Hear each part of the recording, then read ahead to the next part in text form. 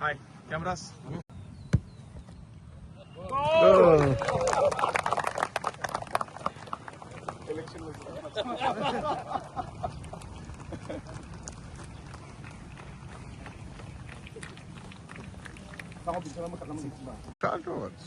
So we are here in William Nagar, and we, along with our local MLA, our soil conservation minister, we have just inaugurated this beautiful artificial turf, and as you can see, it's a full-size football ground, and I'm sure that with the inauguration of this particular ground, it will be a great blessing for especially the youth of this area.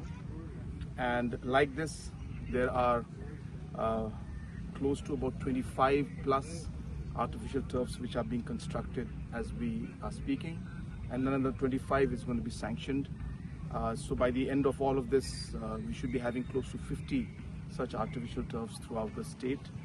And as I said, this is going to be a big boost towards our goal to make Meghalaya the football capital and the football center powerhouse for the country as a whole. So with that focus and with that vision, we are going forward, and I'm very happy that this wonderful football field with artificial turf today is being inaugurated out here in William Nagar.